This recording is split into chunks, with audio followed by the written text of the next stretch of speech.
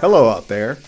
Before we jump into my 13-minute interview this week with CNBC India, doing the interview in the face of raging silver demand currently going on over there and in many other nations around the world, well, I want to start with the City of London silver market establishment consultancy, Metals Focus. They had a report this week about the ongoing 1,000-ounce silver bar squeeze in London. I'm going to begin reading their report, but I will also take a few breaks here and there to add further insightful silver market context and color. My interview, of course, is going to follow, but let's get into their report first. Here we go. A silver squeeze hits the market. Last Friday, the 10th of October, the silver market faced an unprecedented situation.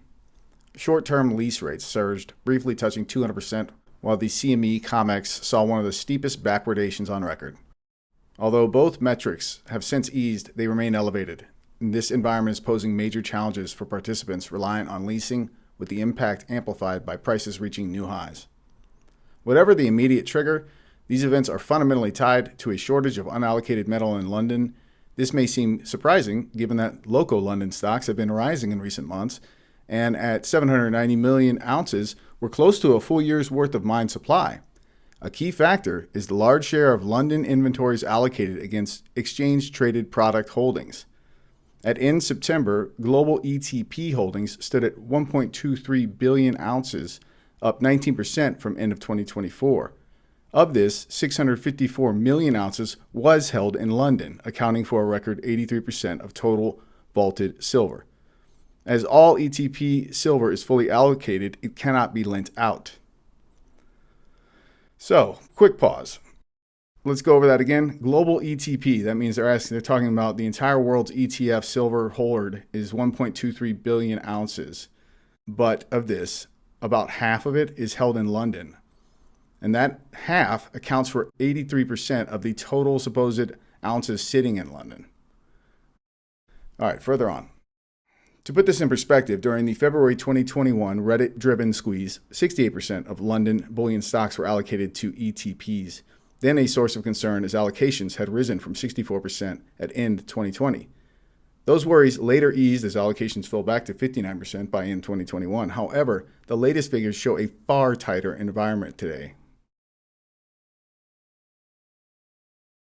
The lack of available metal in London also reflects the growing need to hold stocks in CME COMEX vaults and robust Indian demand. CME silver inventories surged to a record 530 million ounces earlier this year amid widespread tariff uncertainty. The increase far exceeded deliveries from London, which indicates that metal was imported from other locations, as well as off-exchange U.S. stocks being transferred into CME facilities. Expectations that these stocks would gradually unwind have so far proven misplaced. For background, CME COMEX stocks rose dramatically in the early part of the year and have been sticky ever since. This rise reflected concerns that potential tariffs on the metal would make hedging silver futures with local London stocks impossible, as well as resulting spike in exchange for physical, EFP, the gap between spot and futures price. It is also worth noting here that the flows into the CME COMEX vaults that we saw in 2025 have been a lot more dramatic than those seen in 2020, when concerns about the impact of the pandemic on logistics and refining capacity had fueled another EFP spike. Tariff concerns persist to an extent. Although silver was exempted from the so-called Liberation Day tariffs, in April, the U.S. Department of Commerce issued a draft Section 232 notice listing silver as a potential critical mineral. Historically, metals included in draft lists often appear in final declarations. Inclusion would not necessarily mean tariffs. Indeed, given the importance of imported silver to U.S. industry and the damage having to pay more for the input would be, we're confident that it would remain tariff-free. Still, this backdrop has perpetuated uncertainty, discouraging flows out of CME COMEX vaults. The final report had been expected imminently, though this now appears delayed due to government shutdown. Perhaps most importantly, regardless of whether market players think tariffs on silver are likely, and indeed even if there is confirmation that the metal will be exempted from all potential restrictions, risk practices have changed. The precedent of EFPs blowing out and the uncertain nature of U.S. trade policy likely means the practice of keeping stock onshore to back short futures positions is here to stay. The most recent market moves have finally driven some CME vaulted metal back to London. The tightness has been so severe and the impact on EFP so dramatic they turned negative that we have seen silver air freighted from the U.S. to London, including by chartered flights. Through the time of writing this, CME COMEX stocks have fallen by 19 million ounces from their peak. It remains to be seen how much metal ultimately arrives in London vaults. One of my Silver Squeeze Twitter X chat room buddies and an analyst and commentator on the precious metals market out of Hong Kong, Eric Young, tweeted the following this week. There are 173 million troy ounces of physical silver at the COMEX registered vault, and that's silver that's issued a warrant, ready for delivery. Robert Gottlieb, the ex-executive of JP Morgan Bullion Bank, said that in order for the LBMA to have any sort of normality, it needs to import 150 million troy ounces of physical silver. That's 88% of the entire COMEX registered vault physical silver. The LBMA needs to import 88% of the entire COMEX registered vault physical silver to resolve this crisis if they insist on capping the silver price below 60 an ounce. Strong Indian demand is the other major driver behind London's shortage. Despite record rupee-denominated prices reached well before dollar highs, investor appetite has surged. Premiums in India have climbed to unprecedented levels, prompting increased air freight from the UK and elsewhere. September bullion imports are estimated at 26 million ounces, the highest since January, with October likely to see similarly strong inflows. Efforts to mobilize silver stocks extend beyond movements between vaults. Over the past 18 months, several markets in Europe and North America have seen a rise in silverware recycling and retail investor liquidations, particularly in the U.S. However, a shortage of high-grade refining capacity has limited the speed with which the material can be returned to the market. As a result, above-ground bullion inventories have not been rebuilt as quickly as one might expect. Now, finally, the persistent structural deficit remains central to the silver market's tightening. After years of surpluses, the market moved into deficit in 2021. A status quo that has been maintained through 2025. Over this 5-year period, above-ground stocks have been drawn down by an estimated 780 million ounces. This ongoing depletion, coupled with growing ETP allocations, has intensified the squeeze on available bullion. Metals Focus expects the market to remain in deficit in 2026, though at a smaller scale than in recent years. Prices are projected to achieve new highs next year by renewed investment inflows, including into ETPs. Further episodes of market tightness may therefore emerge, depending on how much silver is ultimately delivered into London.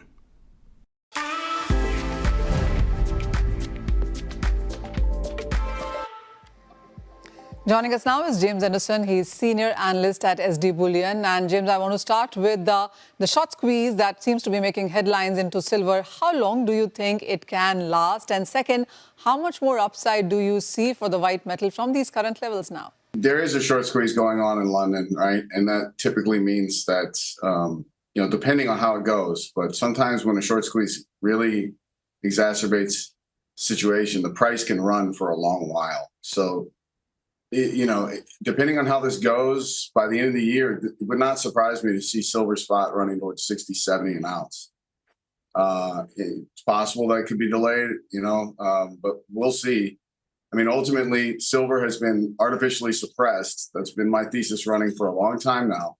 Systemically suppressed around the world. The prices of gold and silver should be much higher than they have been. And so we're just going through more or less an unraveling of the old methodology to price discover gold and silver. And we're coming into a new era where the price discovery for gold and silver is going to shock people. All right, $60 to $70 an ounce. I understand that these are uncharted territories right now, but where do you see silver headed, let's say, over the next 12 months, or let's say by the end of 2026? Are you looking at much higher levels from where we are right now? Look at the U.S. gold price, right? Since 2020, the early 2020s, we battled back and forth around 2,000 ounce gold spot. It was like a 3-year range where we were trading sideways, building a base. And you know what they say, Manisha, the longer the base, the higher in space. Well, we've already doubled in gold price in the United States.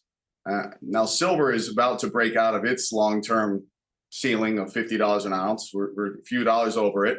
And all the doubters out there are looking on and they're saying, oh, don't worry, it's going to go down. That's what always happens. I think those people are kind of gold and silver illiterate. They make comments on the market when they haven't actually studied it, and they haven't done the research or the work to understand that this is really the launch pad. $50 silver is the support for long-term for triple-digit silver. If gold's already doubled, right, in spot price, and silver eventually follows gold, I mean, the idea of $100 silver is probably something that's going to happen within the next year or two. It's just that's just the simple tautology. That's the simple progression of how this goes in the bullion bull market. All right, triple-digit silver is something that a lot of people have been talking about, but you say that could come in next 1 to 2 years itself. Jim's also coming on the backwardation that has played out in silver so far. The spot more expensive than the futures contracts. Do you see some correction within this, some phenomena where you see both of them converging? I think it's a problem that they have to deal with, London. I think they're losing market share to China and other places like that that are emerging as price discovery power makers in the precious metals complex. I think London's being exposed for all the suppression they artificially did for decades in the precious metals. Good thing for people in India, they've been buying gold and silver for a long time now. I think India obviously has more gold than almost the only people that could rival them is maybe China when you add it all up in China. But India has a lot of gold and they got it at much cheaper prices than it'll eventually be. So kudos to the Indian gold stackers out there. But one thing that's probably brought this on, Manisha, I brought this chart here. I don't know if you guys track it, but the silver ETFs in India, see that a huge line right there? It went up 20 million ounces in the last update, and that's the biggest step I've ever seen. And that's probably what exacerbated the problem in London, is the fact that Indian silver investment demand is starting to bubble up and get really large. And it's not just the ETFs. I mean, obviously, those are a big deal because those require 1,000-ounce bars. And generally, a lot of times they go to London for those. And the float in London is kind of tiny right now, and therefore the lease rates have been exploding. And now they have spot price above the futures price in order to try and attract some of the silver that had already gone to North America, that had already come to the United States beginning of this year, toward the end of last year, with all the Trump tariff situation. And so, yes, some silver is coming out of the COMEX to try and feed the problems in London. But ultimately, this is the thing that London created. This is the market that they created. This is the catastrophe that they created. And when it blows up spectacularly and it becomes like a scandal worldwide, we can all just point at London and say, well, for decades, we sat here and pretended like the precious metals price discovery mechanisms there were on the up and clean. The fact is they were not at all. They were an insider club, and it's starting to unravel now. And people who are paying attention are going out and buying. I see reports all around the world right now, not just simply India. Premiums for bullion are very high there right now. But I'm seeing reports of in the United States, you know, I can look at Google Trends. I know we're a top 3 online bullion dealer. The amount of buying that's been happening, it's probably going to be third highest month in company history. We've been around since 2012. So that's pretty big. Obviously, I think what's happening here is that people are seeing that silver is finally breaking out. What you're getting is a fear of missing out trade in the United States and around the world. I think it's also a combination of, you know, if gold's already done what it's done, silver is going to eventually play catch up. So you have people buying silver hand over fist. All right. Shifting focus to the yellow metal then, James, after that dizzying rally that we have been part of all of this year, where do you see the gold prices headed from current levels, say, over the next 12 months? What's happening now is you get a lot of people who are, you know, basically gold top callers. They'll come on your channel and tell you that gold's going to go down to some ridiculous price. And, you know, it gets people's eyes to go up and think, well, maybe my bullish case is wrong and maybe this bear is right. The problem is a lot of times these people are using, you know, technical things like RSIs to say, oh, gold, that's highest RSI ever. Really, when you want to look at gold in a bullion bull market, you want to look at it relative to its 200-day moving average. That's generally what you like to do. If you're someone who studied in this market, you need to look at charts that go all the way back to 1970 to today. And I think the 200-day in gold is like 3,250 an ounce, right? So we're percolating. If you look at it, you know, relative to where we are now, we're at 4,200 on a percentage basis. That's like 33% There's times when gold goes well above 40%. It goes higher. You know, it can go even higher, and depending on how crazy this bull market, this surge that we're in goes. It's not out of the question that it could go to 4,500, 5,000 before we actually have like a pullback and a consolidation and a retest and kind of moving sideways. I don't believe this is the moment where we go fully on exponential. I think we're doing probably a 2-step surge, and this is the first of the 2 steps that are going to come. The first step will probably get us close to 5 figures an ounce, and then later on it'll go even crazier than that. So what levels are you looking for then, let's say, until next year? As you said, we could go to 4,500 to 5,000 before we see a correction, and that could come to 3,250. But what is the target, or what is the range that you see for the next 12 months? I mean, for next year, you have all the bank desks are out there already saying 5,000 an ounce. I think that's conservative. You could say 5,000 an ounce and probably feel pretty safe about it. The thing about it, Manish, is like the higher it gets on a percentage basis, the louder the nominal number sounds, but it's on a percentage in terms of gains, it's not that big. Like gold can have a 25% up year, and that's not a big deal. That's kind of normal in a bull market, right? So think about it. We're at 4,000 gold, we go up 25%, we're at 5,000. So that's a standard year in a gold bull market. So, you could theoretically, like when I look out, I don't think in terms of, again, 1 to 2 years out. I think in terms of, we have $38 trillion in debt in the United States, and we have 200 trillion roughly of unfunded liabilities. And we have a lot of unraveling to do in order to come to terms with that, and a lot of currency debasement to do with that. And that's not just in the United States, that's around the Western world, in Europe and other places. So we have a situation around the world where it's just going to become a global bullion bull market. It's going to be a mania everywhere you look in terms of the gold price, in terms of the silver price. And we're just beginning to start to see that. I mean, the trends are such. I mean, you have Jamie Dimon out there today. Jamie Dimon of JP Morgan saying, gold, $10,000 an ounce, that makes sense. He's basically like, Jamie Dimon to say $10,000 an ounce gold, that's the CEO of JP Morgan Chase, the largest bank in the United States, just dropping that on the plebeians. It's kind of an interesting thing that happened this morning. So, whether or not I'm telling you it's going to $5,000, well, Jamie Dimon's telling you $10,000 gold is not out of the question, and sounds like it's something that's passé to him. I totally get that, James. There's absolutely no fire technical that seems to be working on the markets right now. But James, are you recommending buying gold even at these levels after this 60% uptick in prices this year? So I never recommend. I just simply suggest what I'm looking at in charts and what I'm doing. I mean, I just bought gold again. I wouldn't bat an eye. I buy it, right now because I look at the long-term charts of gold versus the Dow Jones Industrial Average in the United States. That number is like at 11 and falling.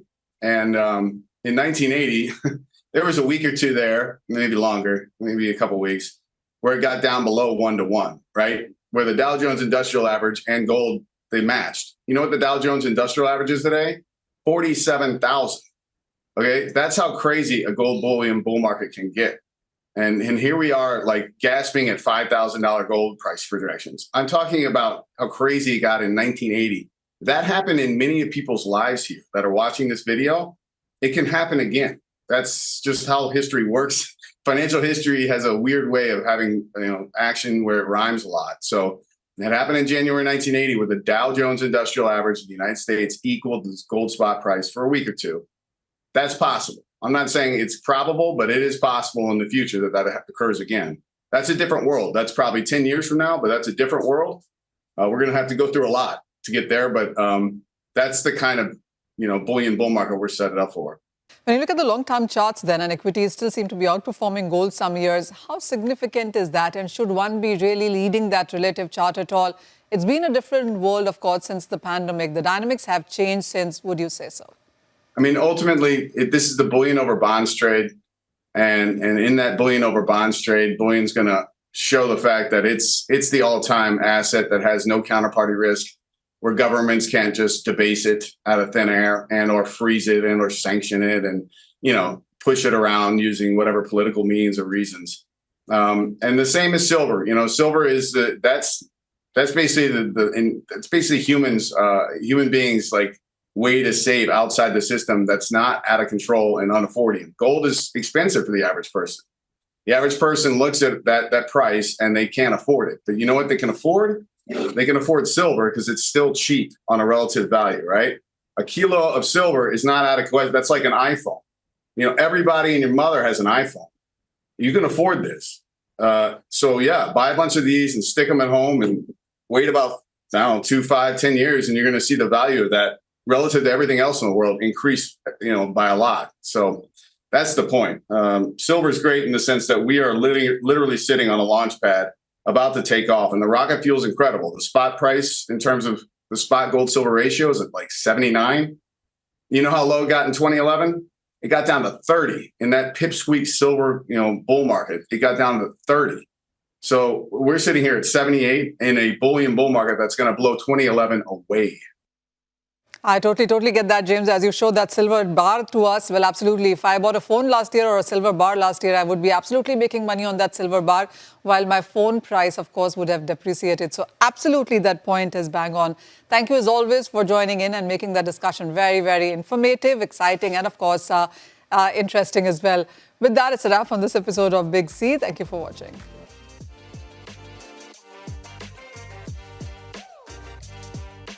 Hello, this is James Anderson on behalf of SD Bullion. Smash the like button if you enjoy these bullion market updates. And be sure to visit sdbullion.com/sweepstakes to enter our free 500-ounce silver coin giveaway. Yeah, and I think since we've launched the SD Bullion IRA program, we've even gotten more insight into this industry. Right. And you start to see like the email, the unorganization, things make sense of why things take so long. When you use the traditional three, separate entity model, nobody's doing checks and balances with each other. And like you said, there's horror stories now that that people are reaching out like, hey, the depository says 4 years ago they didn't get this inventory, and it's like this is crazy, guys. Like compared to our facility, everything, literally every inch of this facility is under camera. I hope you enjoyed this short clip from my recent conversation with SD Bullion founder Dr. Tyler Wall. If you're interested in opening a gold or silver retirement account, then this video is a must-see. The insights and strategies that we reveal have helped SD Bullion customers save hundreds of thousands, if not millions of dollars inside their gold and silver retirement accounts. After $5 billion in transactions with more than 400,000 customers, I assure you, this video might be the most important thing you do for your gold and silver future. Visit ira.sdbullion.com/video today. There, you'll be able to gain full access to the entire interview, and you'll also be able to watch more short clips from our conversation. That's ira.sdbullion.com/video. I hope to see you there.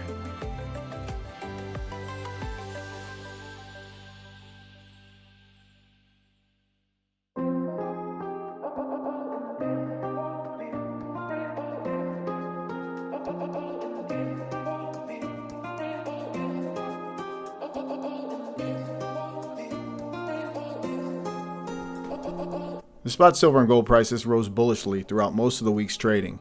There was one desperate overnight sell-off during Hong Kong hours, and another large sell-off to end the week on an options expiry day, which is rather common, as many of you know. The spot silver price ended on the week up at $51.76 an ounce bid, and the spot gold price closed up as well on the week, ending at $4,246 an ounce bid.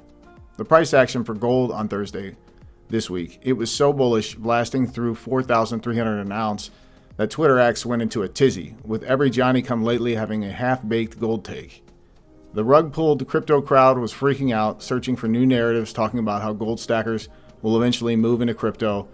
It was a circus clown show. Embarrassing. The spot gold-silver ratio closed up on the week at 82. We published a bunch of precious metals-related videos this week on YouTube. Be sure to check them out if you missed them. I'm going to leave links to both of them in the show notes, as well as a Silver Seeker interview that I did with Chase, the CEO of SD Bullion. As well, this 20-minute video I did with Chase, the CEO of SD Bullion, was, I think, insightful into the math, the simple math of how far and fast silver can run once the bull market really gets going to the upside. Now, if you like charts and data, then check that out. I'm still stacking silver and gold bullion, and the spot price dip today was a perfect opportunity to grab more Oz at a price near 50 an ounce, nominal, growing support for silver. A look around at the world as silver is starting to run away from stackers, increasingly looking to buy bullion at reasonable nominal price points. Here's a tube of 25 Royal Canadian Mint silver maple leaf coins priced in fiat Canadian dollars. The image was shot at Costco. Shout out whoever took it out there. You can see how up north they just busted nominal 6,000 an ounce gold and they're devaluing Canadian dollars. Silver in the ongoing bullion bull market is now hit new nominal record price highs in 158 of 163 full fiat currencies tracked around the world. Only 5 outstanding fiat currencies remain. The fiat Swiss franc is one of the remaining final bosses, of course. I continue not paying so much attention to the ongoing nominal price movements with silver as I add ounces. I'm thinking more long term. Silver's current buying power of one share of the nominal S&P 500, which is currently at 6,600, well, it costs about 129 ounces to afford that AI-dominated bubble stock market. In 2011, this important ratio fell to a spike low of 25. And in January 1980, it fell to, get this, a spike low of 2.3 ounces to buy the S&P 500 at the time. We are currently still at nosebleed levels, well above the 1929 highs of this ratio. Gold continues mooning in nominal price. It's becoming more obvious by the quarter that the world's re-rating of gold sharply higher is underway.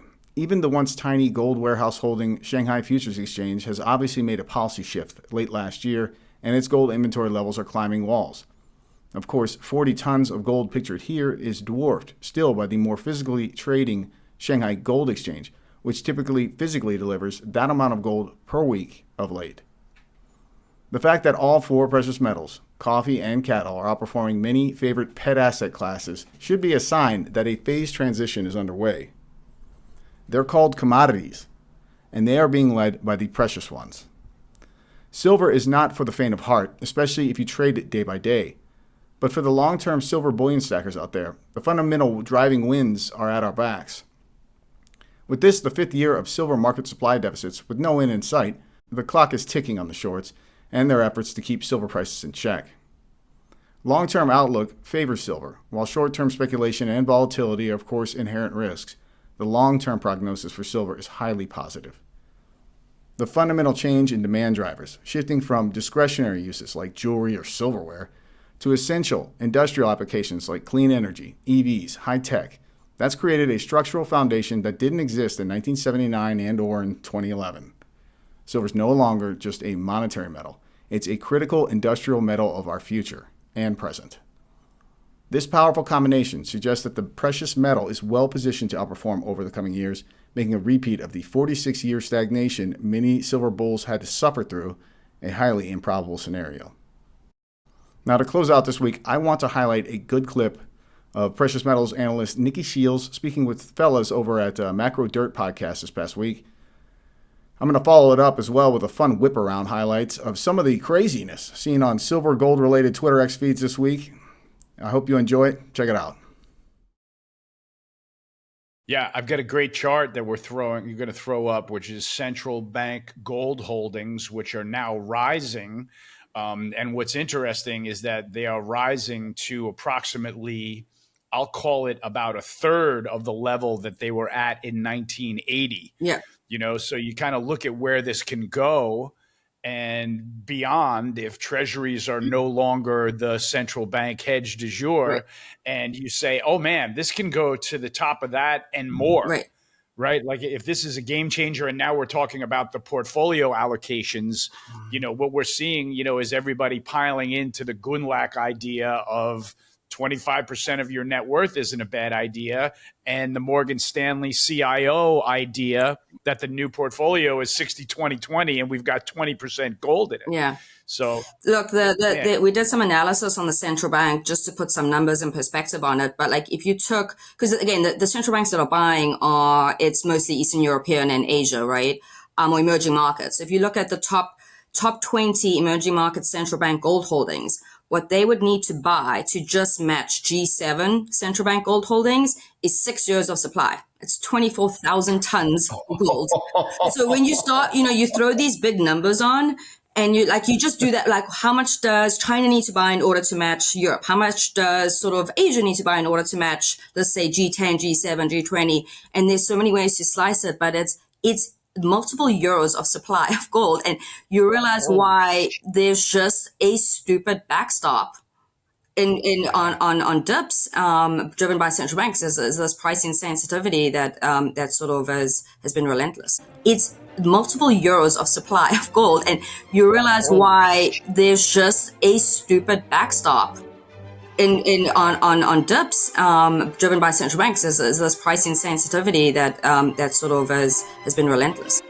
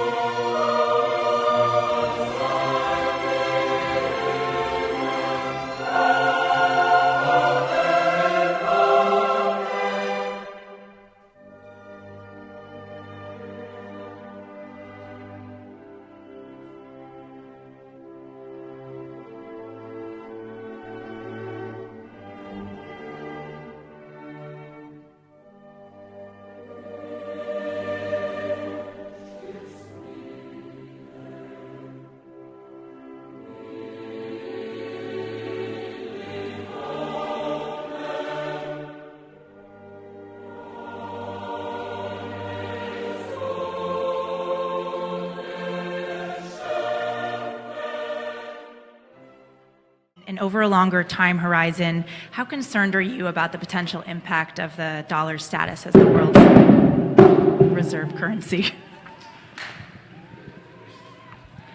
Let's see. That will be all for this week's SD Bullion Market Update, and as always to you out there, take great care of yourselves and those you love. If you enjoyed this video, hit the like button and share it with those you love. Subscribe to our channel and hit that alert button so you know when we publish new bullion market updates.